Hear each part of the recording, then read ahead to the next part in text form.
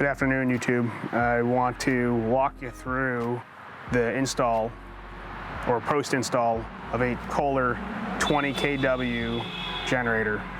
In this home, we have two ABTs, a 200 amp ABT to the left and a 100 amp ABT to the right. Both ABTs will shift to pick up load for the home when the main service disconnect is no longer energized from commercial power. In this picture, you can see the line coming up from the ground, and there it is. That carries equivalent to 320 amps of load, and then separately metered to the main home and then to a secondary home on this property. So here you can see I have the 200 amp transfer switch panel off, and I'm about to take this section out. I can do it one-handedly. It's pretty heavy. So what you can see in here is all the wiring, and we'll walk through it briefly. So in the lower section here, this is an manual transfer if you want to take the load from the normal commercial power source to the generator set. Obviously, if you don't have the generator running and producing a load, then you're not going to be able to carry the load of the house. What you see to the right here, these three lines that are coming in, the black and red and then the solid black line are the main 200 amp service lines going in to the main service disconnect, which is above. To the right hand side here is your ground and neutral bar, where you have the neutral wire from the main service coming in, or the ground wire actually, and then you have the wire feeding the home going out to the main panel underneath in the house. What you have coming through this lower connection is the generator power feed, which actually supplies power to the home when the generator set is carrying load. This trough below is installed is so that we could carry two different loads on this one generator set, which is a little bit abnormal of a configuration. In this house, we have, or this generator set is installed on the main home, and there's a second apartment that's in a separate building of this house. And that apartment we want to make sure has reliable electricity. So what we did was split the generator supply, and then we put load management on the main home for the air conditioning units. And then we also put load management on the secondary home or the apartment for the hot water tank and the oven. Okay, so now I'm going to show you what the inside of this Kohler generator looks like. You've probably already seen them if you're watching this video, but this will give you a better idea. So here we have the generator end, and that's the muffler above the generator, and then you have the motor end, and then you have the control panel. So in this scenario, the unit's in standby in auto. It's brand new install. It's probably about an hour, 1.3 hours of runtime on this unit. And there it is, 2021. So on this picture, you see line power coming in to feed the home, and then the generator power is not running, and the home's obviously not powered by the generator.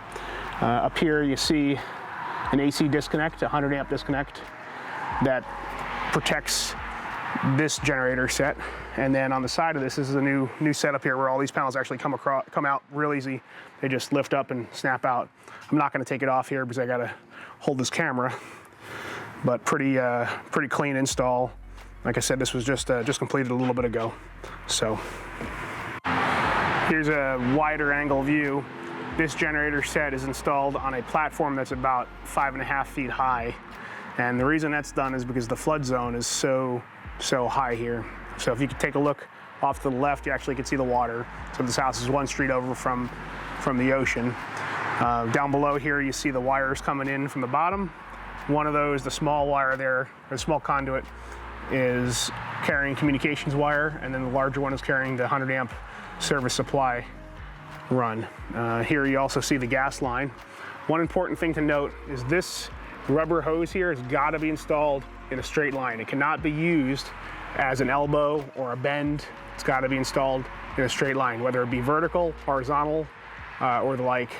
but nothing, no curves. So don't use it as an elbow. Come through a union and then down to a gas manifold that takes 2-pound gas on this side and takes it down to about 10 inches of water for the gas supply to the generator. Back up here, come around to the other side, and you can see here we had to reconfigure this gas supply line. So this is a 2-pound meter, and you know it's a 2-pound meter just by the style. There's some meters that actually supply gas pressure already lowered, so you don't need to add the extra regulator. But in this home, there's a lot of gas loads. Actually, most of the houses run on gas. So what we did was we shut this connection off here, added a T, and then added the line to go to the new generator. Pretty straightforward. This job took us about a day and 3 people working on it. So we had a guy take care of the gas and then a couple guys take care of the electrical. And then I'll splice in some pictures of us how we got the generator up. We used a special ditch witch that has a lifting capacity of about 1,000 pounds. This thing weighs about 700 pounds, I think, without its fluids. So it was pretty straightforward lifting that up.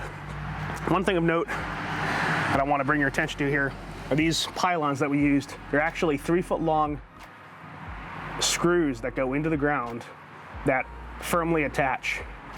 And that's so you don't have to dig a pylon.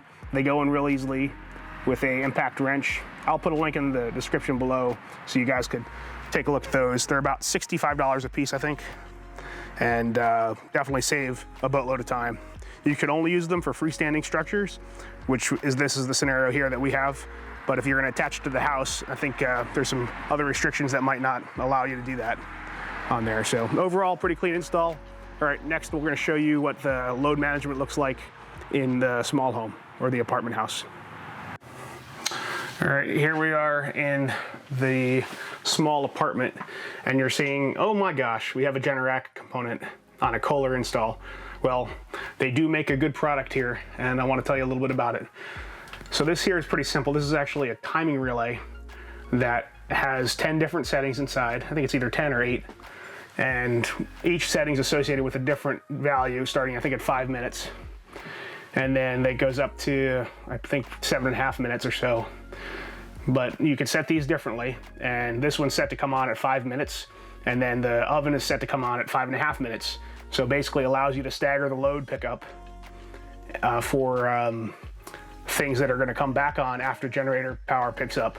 So it doesn't know if it's commercial power or generator power.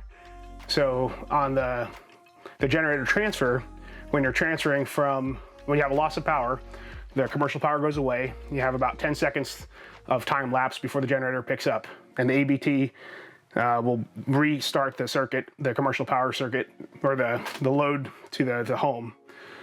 But then on the transition back to commercial power, the ABT does not break its connection. It transfers seamlessly from generator power back to commercial power when available. In that scenario, this unit never loses power, so therefore it never breaks its connection and never secures power to the hot water heater. But on a condition where it's going from commercial power to generator power and a loss of power is felt in between, a couple seconds, even a fraction of a second, enough to open up a set of contacts in there, it will secure power for whatever the predetermined time is, and in this case it's 5 minutes. So does not have to have a connection back to the generator, does not have to have a connection back to the ABT, but still allows you to secure power to the load in a scenario where you have a momentary loss of power. So it's ideal for transferring power or for a transfer from a commercial power loss to a generator set, and you want to stagger the bringing back of loads so you don't immediately overload the generator on power supply.